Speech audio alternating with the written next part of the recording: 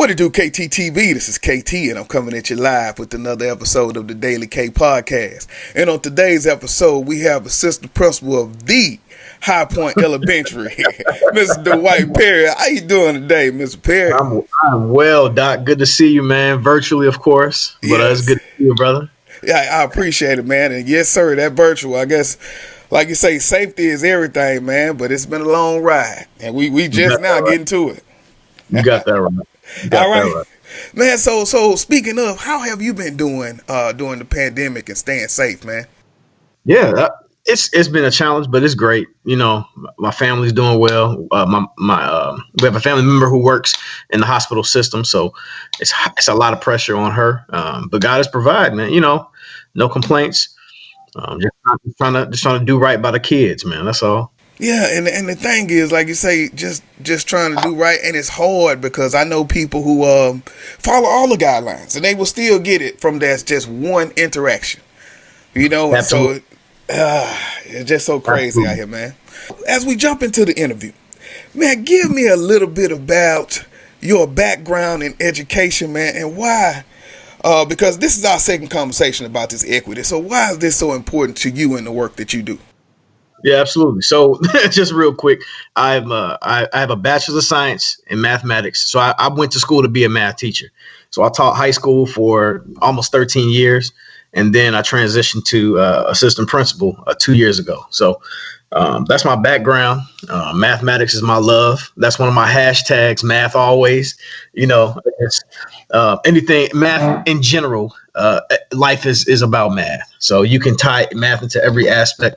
And I think that's one of the things that we lack as educational systems, having that ability to tie in application to everything that we're doing in the math classrooms. But that's a whole different topic.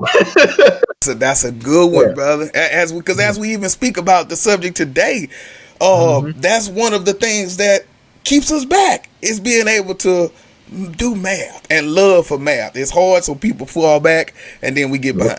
You know, in the realm of the STEM world. Absolutely. Yes, sir.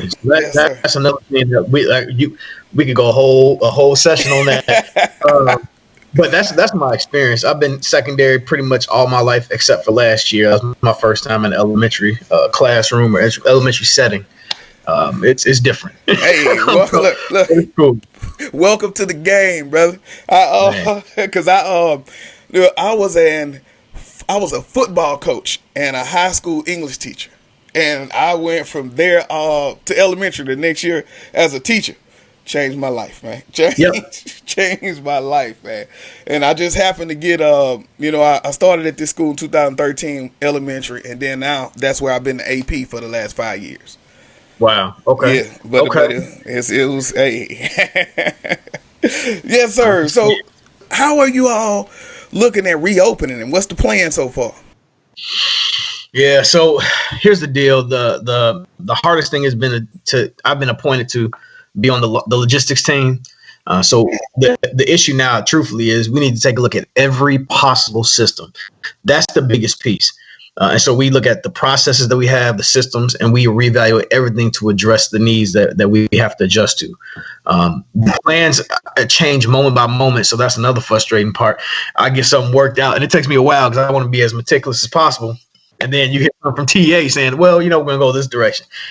And it's just like, you know what? At a point, it's like, I'll just wait till we finally make a decision. But no, because we go back to the thing, and then I didn't have the time to put it together then. So, but that's a little draining. But other than that, man, the biggest issue, and being a mathematician, I get why people are saying the things that they're saying. So I can empathize with the politician saying that we have to open. You know, there's a low risk threat, but the other side of it, the human aspect, takes over too. So we have to take both things into consideration. I don't want to just make a logical decision knowing that has some impact, some negative potential. But at the same time, we do have to keep that on the forefront. So the math behind it right now, to be honest with you, does not justify us in Texas opening because of the fact that we still have numbers trending in the wrong direction. So, that's just, as a mathematician, forget being an educator, just as a mathematician, those two things don't sync up. So, and I think we touched on this in the introduction, but like I said, we connected on the panel with Dr. Snow. Yes, sir. Since that panel, and talking about equity, what were some of the things that you took away from that? And then, like, what did that panel mean to you? Man, it's better to be a part of a panel and listen. Yeah. I learn more by listening from other people. So what I realized is I am an equity agent, and I didn't know about it. So I was like a secret equity agent, you know? And so now having a framework to articulate that allows me a better understanding of what it is and how to address it. It's hard, man, because at the end of the day, you don't think about certain things until it's brought to your attention. And so now that the light, I want to say the light's been shown in my eyes and I can see, but I have a better way of understanding specifically what needs to happen. And like I said, I play a role. We all play a role. And what we have to do is we have to really be aggressive. We have to intentionally go after those things in order to change them. And I think that's really important, Doc. We can't wait any longer. And to be honest with you, the nation is polarized right now. The nation is on pause. It's the craziest thing I've ever. We have never seen anything like this in the past. Even with the civil rights movements, the fact that we can't leave our houses, we can't go somewhere else. It's literally in front of our faces every day. We have to be intentional now, and this is the perfect time. We're at the tipping point. We're at the boiling point. That's why I say the first step to any problem is realizing there is one. And so now that we're seeing this live in 3D, it's going to come back on us as campus leaders. And so have you thought about how those conversations go with the staff regarding their own biases and how they move forward, I guess, in a state of consciousness as they educate our black and brown students? Yes, sir. Yes, sir. I have. I'm going through this Principle 50 with Kafele. Principle Kafele, he does this weekend. So I've been reading through that. And he's big on equity and culturally relevant, culture responsive teaching. And so then a friend of mine on Facebook gave me an idea on doing a book study. And I just jumped at it because I'm like, hey, that's cool. Something else to do. What I didn't understand was that was so intentional because the book is called Culturally Responsive Teaching and the Brain. So what this book does is it gives you a framework for addressing just this specific issue. So I don't work for the company. I don't get profit from it, but this is going to be a way to have a ongoing PD throughout the year that will allow us the opportunity to have a conversation. But to be honest with you, it starts with the relationship. So I need to have that relationship with the teaching staff, and we're going to have to come together.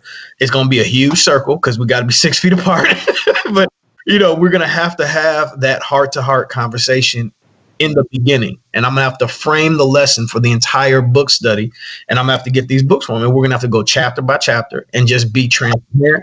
We're going to have to be honest because the only way we can address it is if we, or to change it is if we address it, period. All of that extra fluff stuff is cool. People want to cry and all that stuff. There needs to be action that follows that. And that's where we need to develop systems as a team to ensure that we are not perpetuating the same systemic issues that our kids have faced in the past. So a little bit about my school. We're currently a IR campus. I was very jaded because we didn't get the opportunity to test.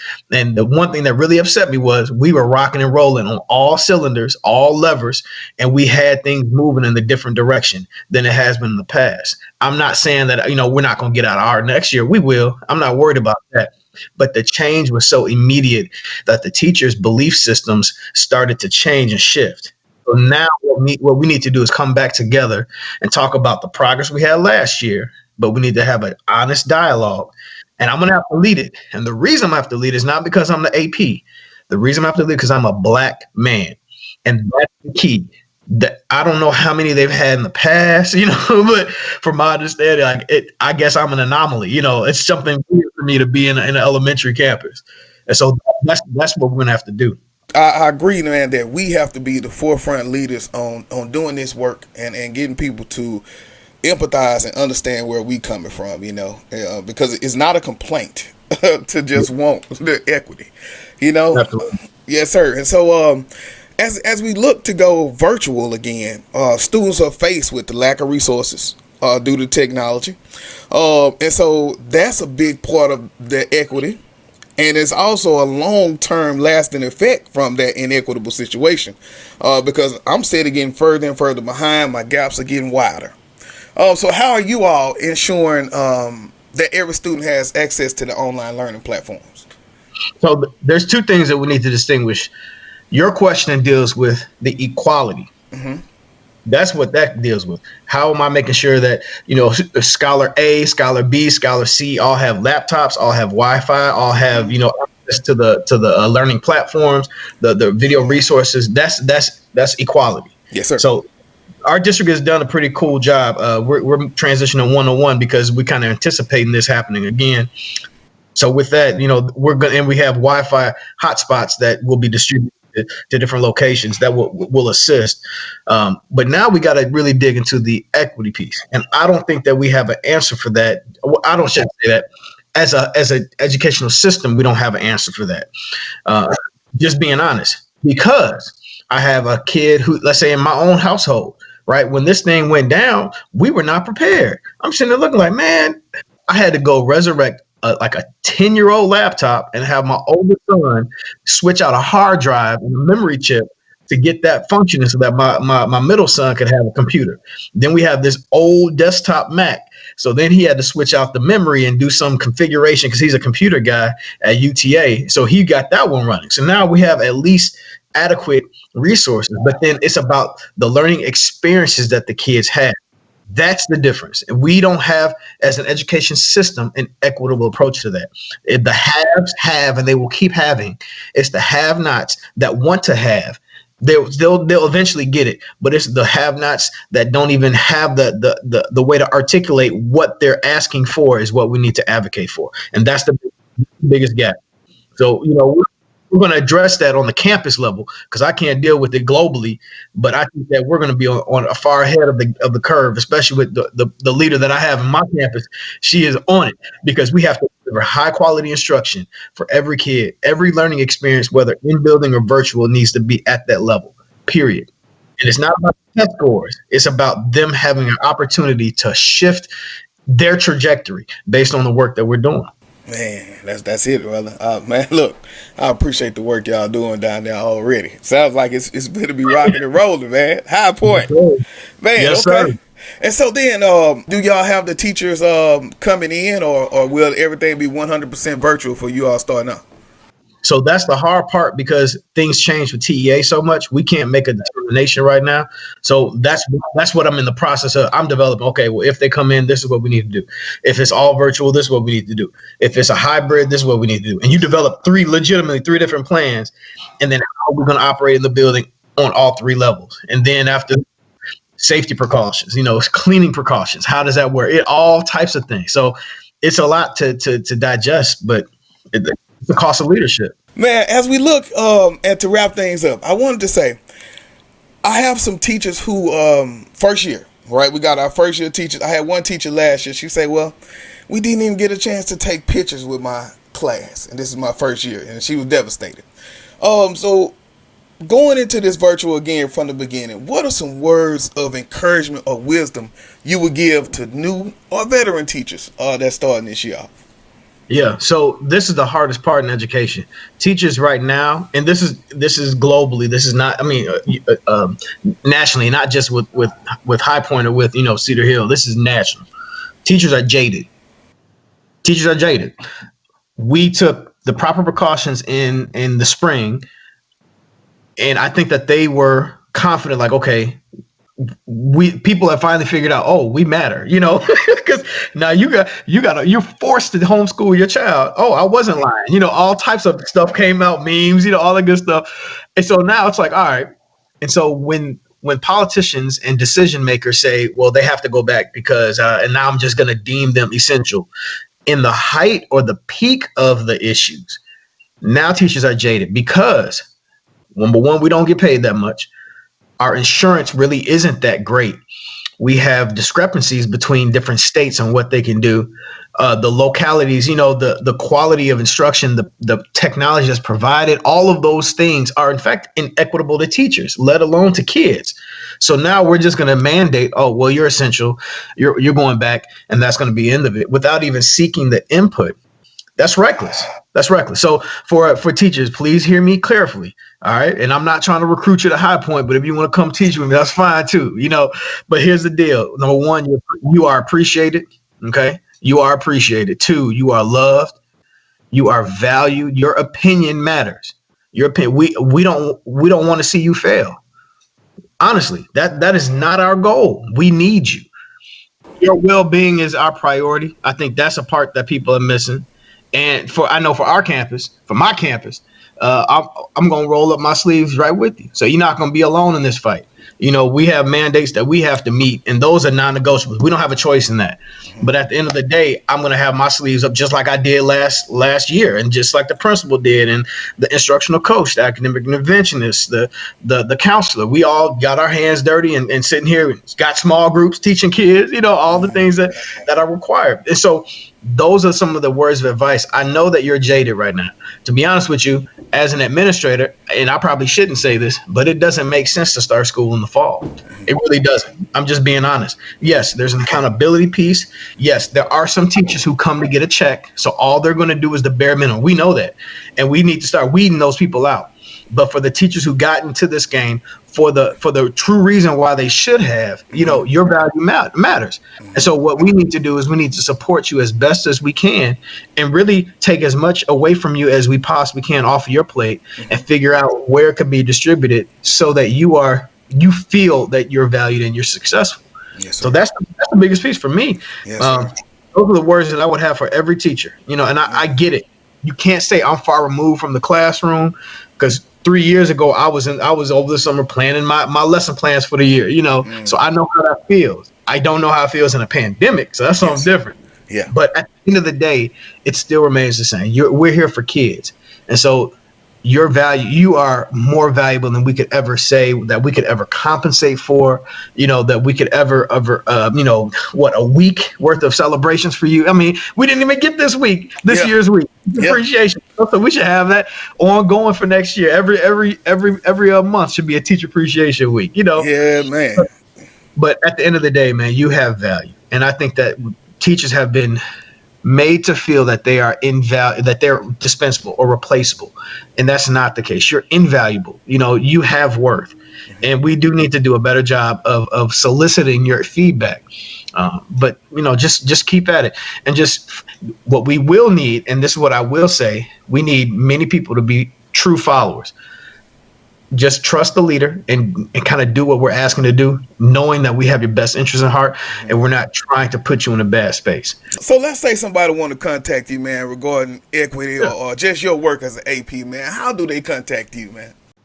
So to be honest with you, the best way to do that, I'll give you my cell phone number, all that, but the best way is social media. Follow me on Twitter, and you can just personal message me, and it's my Twitter handle. People tell me I should change it, but I'm like, man, I'm from Chicago. No, I'm not changing my Twitter handle. No, I don't care. This is who I am. It's the @ Bout That Life. So BOUTHATLIFE _116. If you want to join the National Book Study, the things I create are for everybody else. So I have a series of PowerPoints that aligns to this book that people want that access to it. Man, it's free. I'm not here to charge people because at the end of the day, rule of multiplicity. If I could just infect 10 people, who could infect 10 people? Man, fire is going to happen throughout this entire nation. Yes, sir. So my goal isn't to be the most influential, to be the most famous. I'm too old and late for that. I just want to change the lives of 10 people who will go out and change the lives of 10 people. And that's it. If I could do that, we're going to turn things around. That's it. And they got to start with just one person. That's all it takes. Yes, sir. Yes, sir. Yeah. I appreciate that, man. Yeah, appreciate you, brother. This is KT for KT TV signing out. 100.